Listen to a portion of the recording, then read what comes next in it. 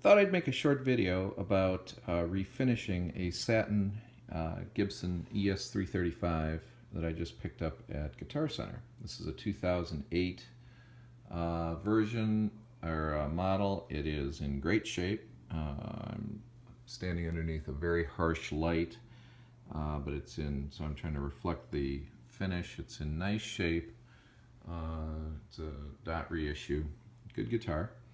I played it for about an hour before I was suddenly moved to see if I could polish this baby up, which of course is what I tend to do with everything. If it's very polished, I want to relic it. If it's not polished, so I started with a little section right here just in case I didn't like it. You can see I polished that little area right there.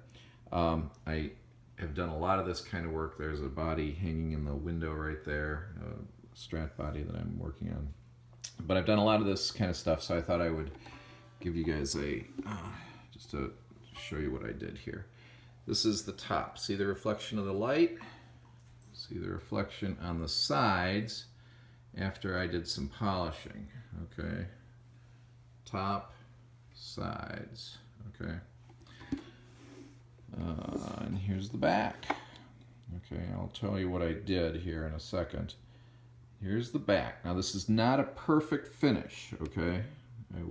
What I did here was not resulting in a perfect gloss finish, okay? When I get real close like this, you can see it's kind of orange peely. I kind of like it because it's much more just a shiny, more vintage finish with the reflection of my backyard. By the way, here's my advice: buy your wife roses. Okay, and everything, by the way, is better with an old dog laying around.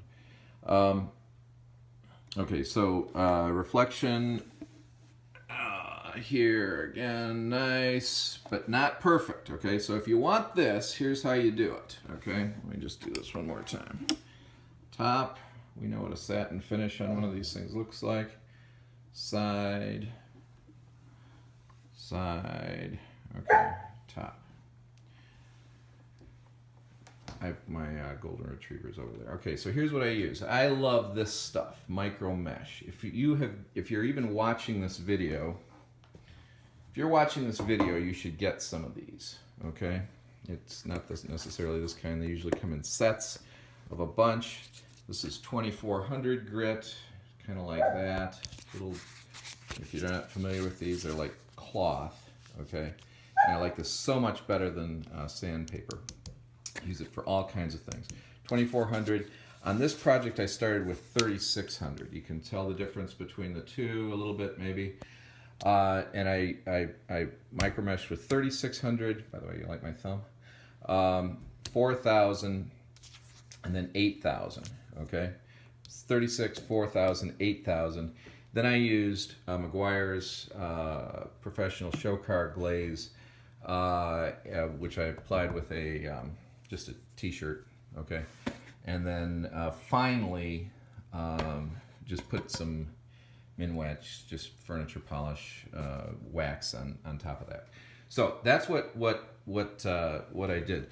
When you're using these micro meshes, what you don't want to do is be digging like this with your fingers, or you're going to wind up with more of a streak thing. Make sure you're either using, on a flat surface like this, you'd want to use a buffing pad, but on a curved, because of the curves on there, just make sure you're using the micro mesh with, you know, a broad, you know, a wide part of your hand like this, so you're not digging into the finish, because you want it to be very consistent. The other thing I think with something like this is make sure you're doing the same thing to all surfaces of the guitar. Now, I started with 3600 grit. And again, I wound up with this kind of sort of orange peely effect. When you're polishing or sanding something, what you're basically doing is you're chopping down the high parts, or like the little hills in the finish, and getting them to the same level as the low parts. I didn't want to go too far because I know this finish is relatively thin, and I didn't want to go too far and potentially get into the color coat. If you screw up, you can always then turn around and spray it with nitrocellulose lacquer and put on a bunch of coats of that. and start over. But I didn't want to do that. I just wanted to see if I could polish this up. So I think this looks nice with my little process. It took me maybe, I don't know, hour and a half to do this much. I think it just gives a nice look overall. I like it so much better than this. Again, I would start with, I would test it in an inconspicuous area. This is a place where it would be easy to say, you know, if you don't like it, this is going to get shiny anyway from your hand. Another inconspicuous spot actually is right up, right here where it would sit on your knee. Okay, but you can go from there. Okay, and you can test out your technique in one of those two areas because it's going to get glossy anyway. Okay, hope that helps. I'll probably come back with another video after I do the top. Okay, bye.